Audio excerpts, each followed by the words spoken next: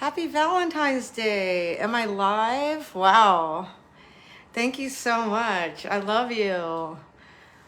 That's appropriate, right? On Valentine's Day to say I love you. Okay.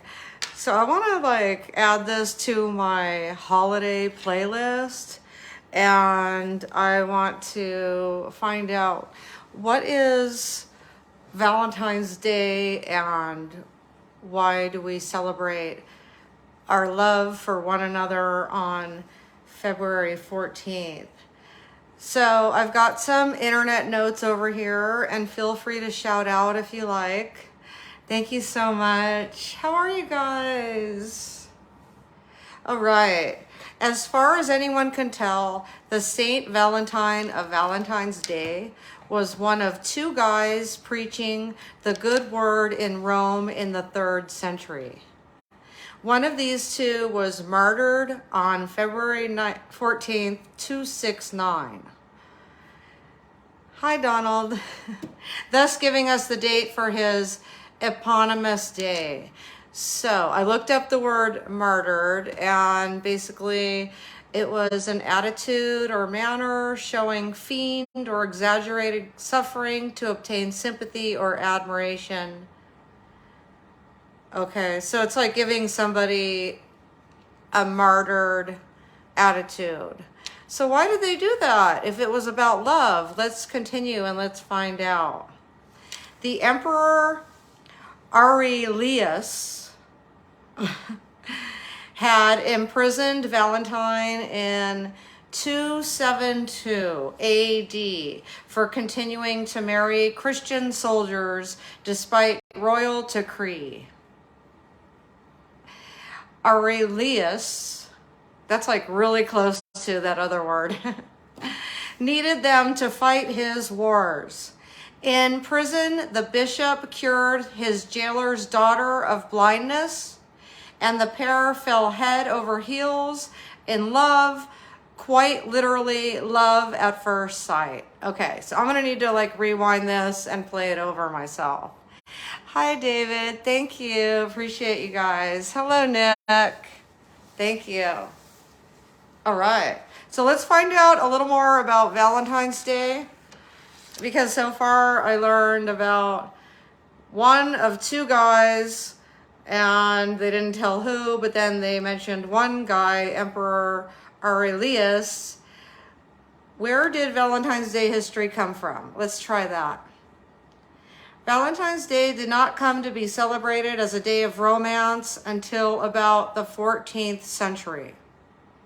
Although there were several Christian martyrs named Valentine, the day may have taken its name from a priest who was martyred about 270 CE by the Emperor Claudius II Gothicus.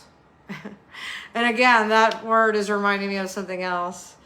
Okay. Now,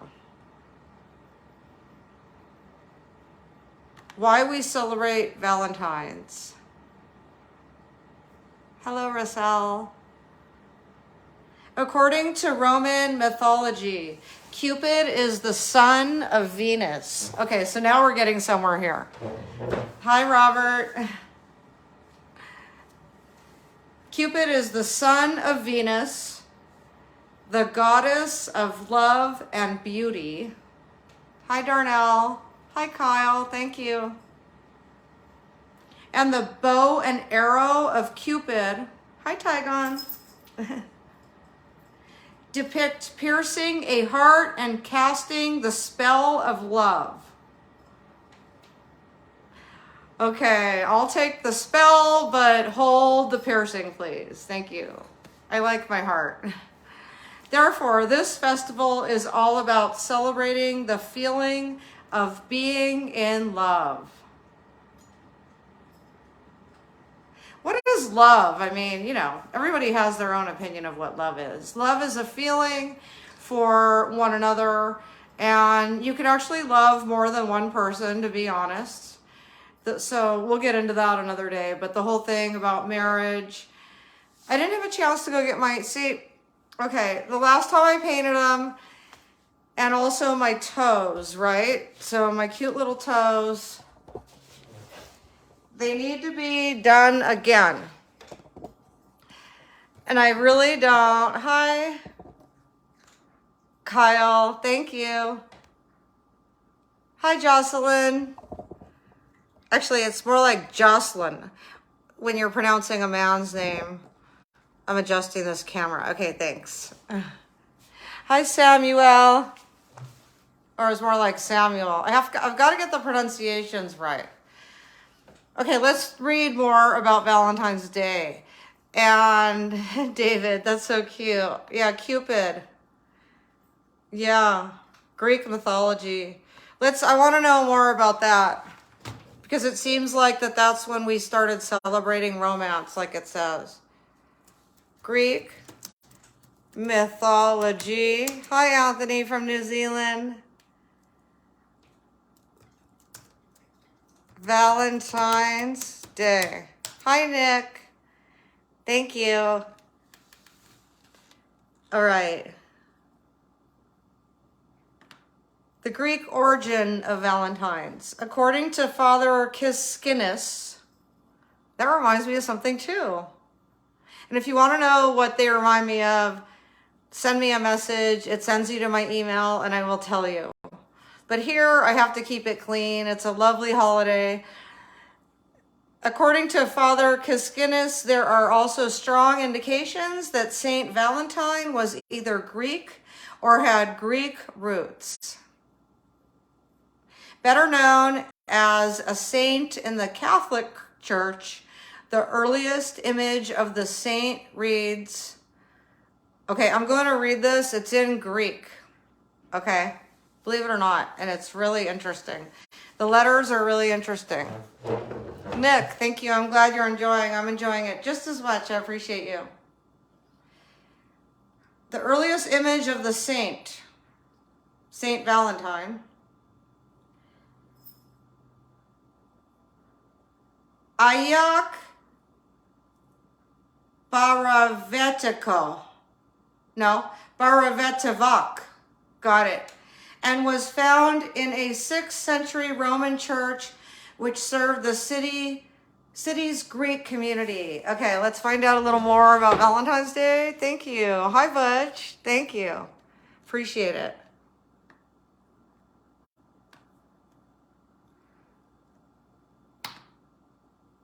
The Valentine Cupid. And I'm going to give you a little close-up of that, actually.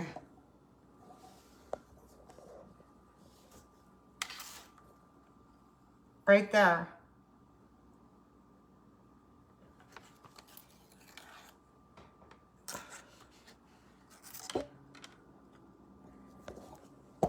Okay, I did a photo shoot like that once, like a Cupid, more like an angel. It was actually a cross between Marilyn Monroe and an angel. So yeah, if you want to see that photo shoot, send me an email. The Valentine Cupid you can easily call to mind is an interpretation of Eros, the Greek god of love. Now we're getting somewhere. Hi, Tygon. Come here. Yeah?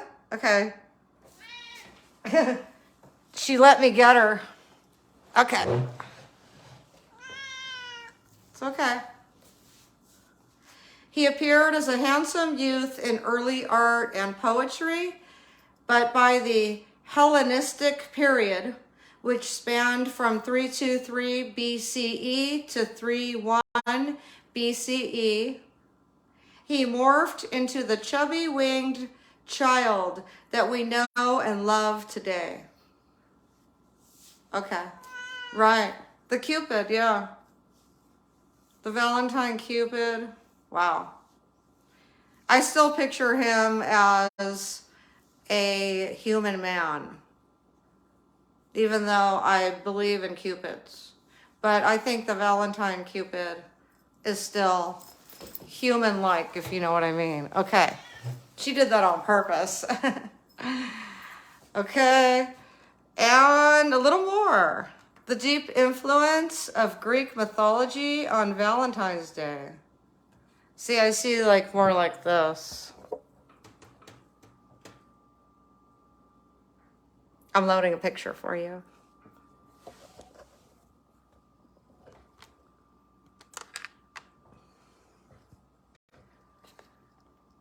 That's like so modern though, right? It's okay.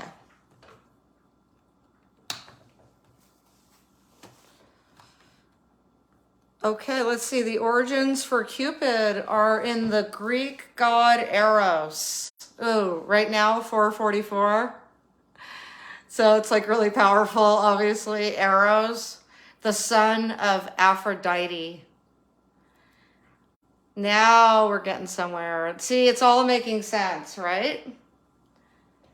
The original fated lovers story began with a human woman named Psyche. As in psych. Totally wild. Wow. Maybe she pronounced it differently, but it's Psyche. So let's see what they were up to. We think on Valentine's Day as a Christian holiday, which it's not. It's like everything. It's Catholic. It's all religions. But the truth is that the roots for the holiday, as many of its symbols, were borrowed from the Romans, and they borrowed most of their ideas and stories from the Greeks. See? Two of the most easily recognized symbols are the heart shape and Cupid. Both of these have their roots squarely rooted in ancient Greece. Thank you. That was an heirloom from my grandmother. Beyond the symbols of the holiday, Greece embodies many of the ideals of love, romance, long life with the ones we love, and great food. Boy, they aren't kidding. I went and had a fabulous meal today. I'm like so bloated. I'm like, I'm going to go home, put on my robe, and talk to my friends online. Thank you, Dawn. How are you? From laurels to arrows to olives and wine, Greece is a place where lovers can live and grow old together in comfort and good health. It is no coincidence that one of the 5 places in the world with the longest life expectancy is in Greece. Their food is far healthier than the foods in many other nations, and the Greeks are known for reducing stress and enjoying life. I definitely must have some Greek in me, let me tell you.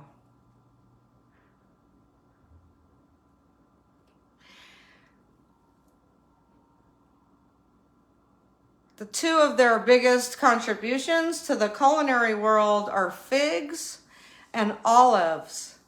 2 healthy foods that help ensure the longevity of the people to enjoy them. The origins of Cupid. Cupid is the name of the little angelic cherub that inspires love by striking 2 people with his arrows of love. Although we have come to think of Cupid as a little child with pinchable cheeks, the original Cupid was a Roman god, and the Romans plucked him straight out of Greek mythology, leaving his story intact and just renaming himself. Okay. So far, I'm understanding that there's a Valentine and that later he morphed into a Cupid, okay?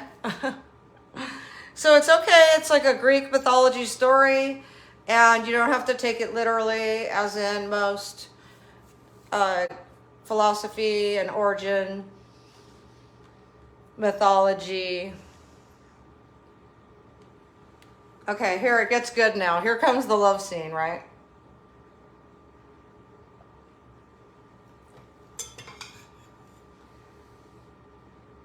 Okay.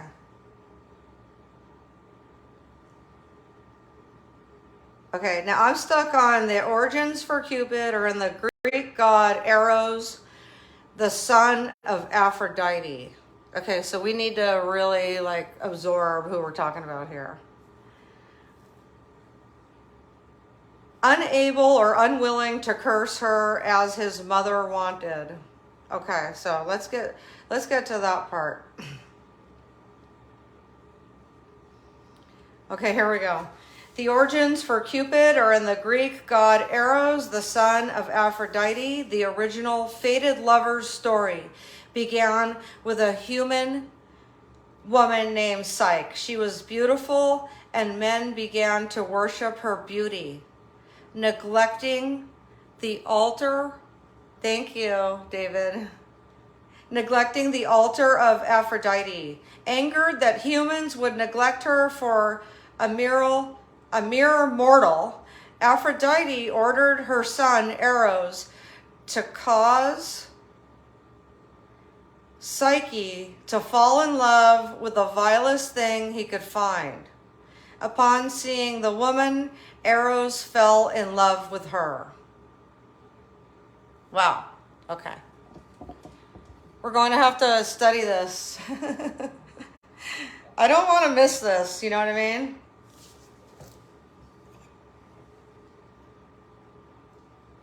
Unable or unwilling to curse her as his mother wanted, Eros chose Psyche for his wife, but he told her that she would never be able to look at him. She agreed, not knowing who he was. He hid her in a place his mother would not find her, but Psyche was allowed to see her family, a kindness he allowed since she could not see him. Since they could only spend time together at night, Psyche invited her sisters to visit during the day. Of course, they were jealous of her life and convinced her to break her husband's trust by looking at him. Eros fled after Psyche's betrayal, full of regret for having listened to her sisters. Psyche finally sought out Aphrodite to ask her to reunite her with Eros. Aphrodite had not forgiven Psyche for attracting men away from the temples of Aphrodite and was even further angered by the fact that Eros had also defied her. There's a lot of characters in this story, so if you don't understand all of it, it's good to just listen, and then later you could like determine, okay, wait, who's Psyche, who's Eros, who's Aphrodite, you know, who is who turned into the Cupid, which is the saint of Valentine. I know that.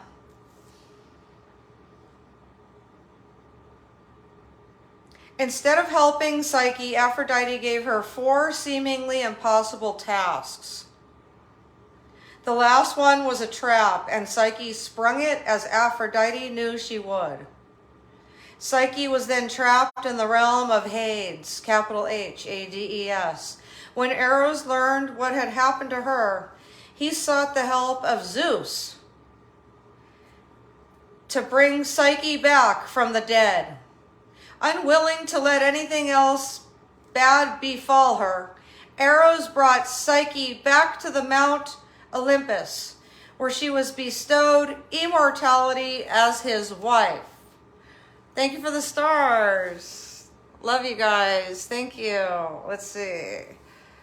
Eventually, Aphrodite relented, and the couple was one of the few examples of lovers finally finding a happy ending in Greek mythology. It is a story that has survived through the millennia, transcending many empires and changes to be a part of the world of romance today. That's lovely. Okay, so let's get away from the drama of Valentine's Day and let's just find out why the heart shape. That's what it's called.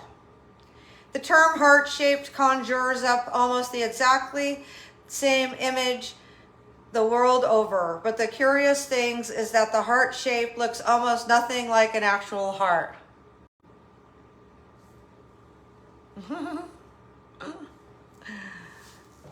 There are many theories about where the heart shape originated, but the shape began to gain popularity around the time that Chaucer began to change the perception of St. Valentine's, which helped make it a holiday that we know today.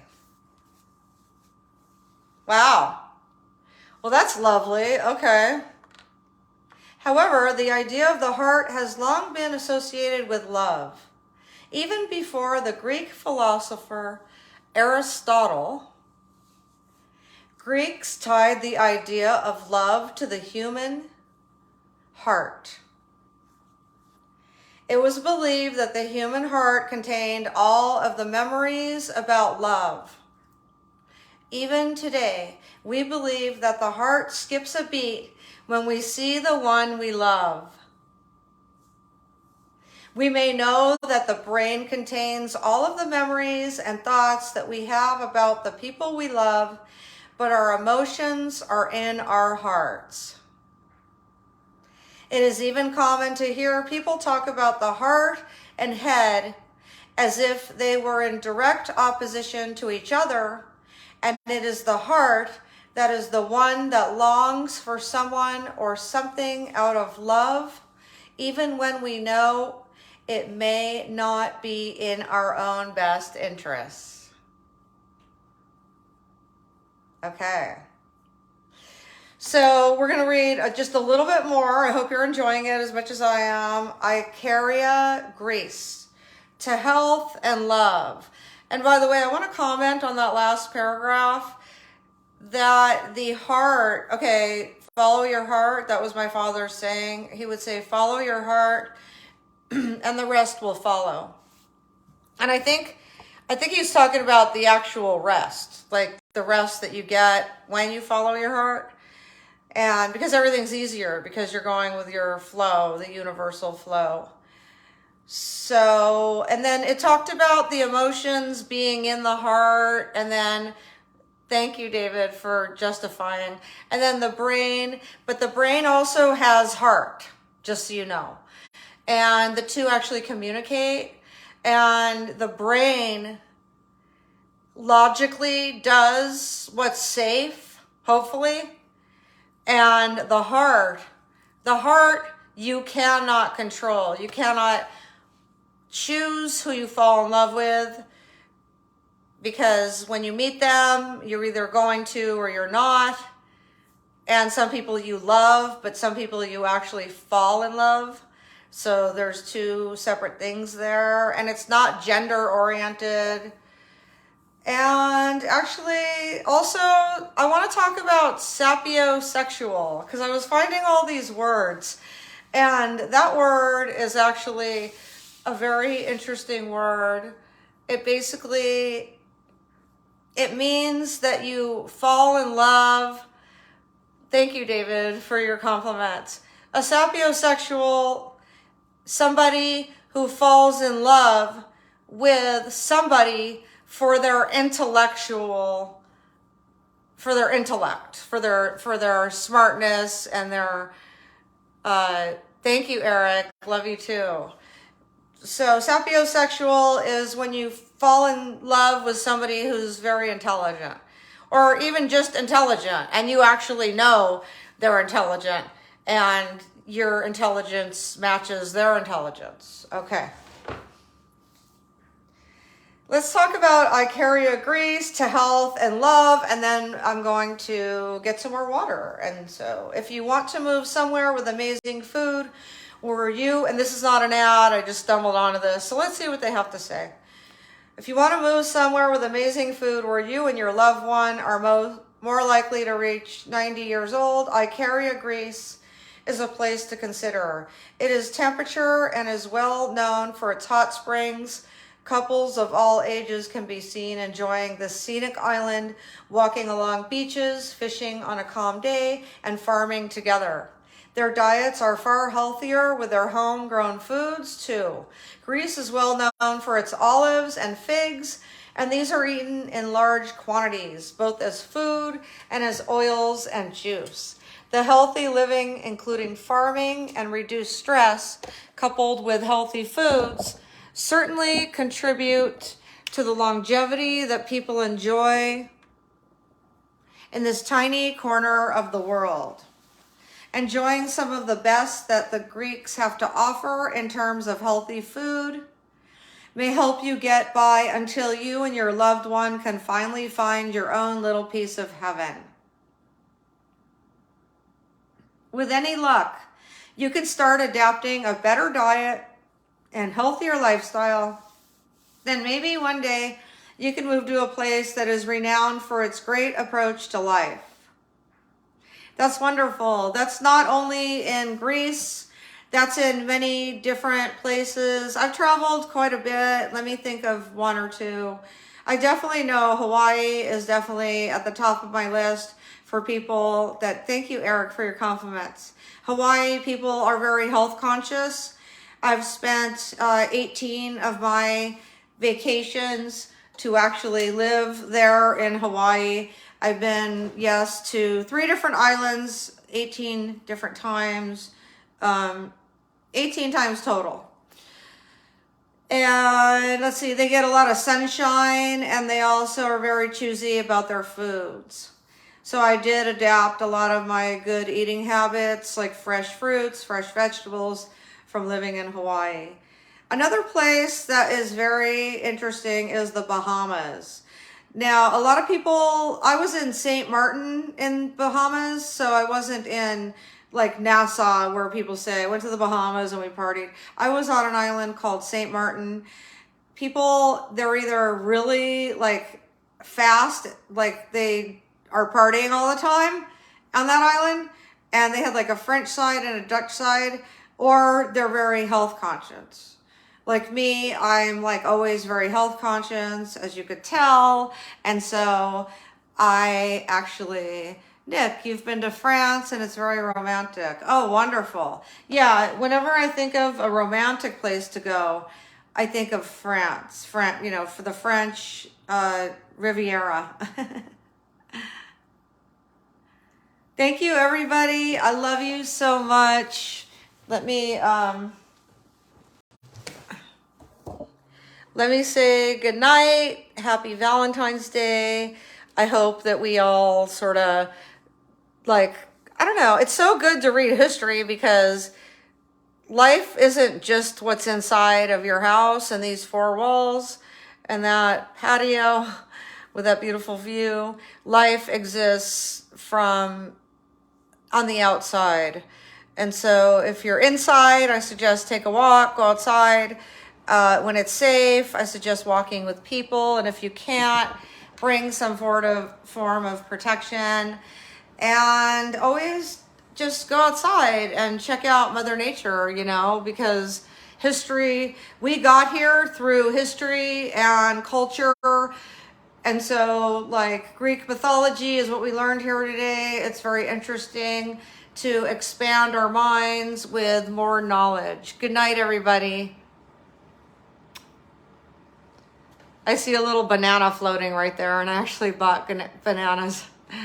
Okay, good night. Love you. Happy Valentine's Day.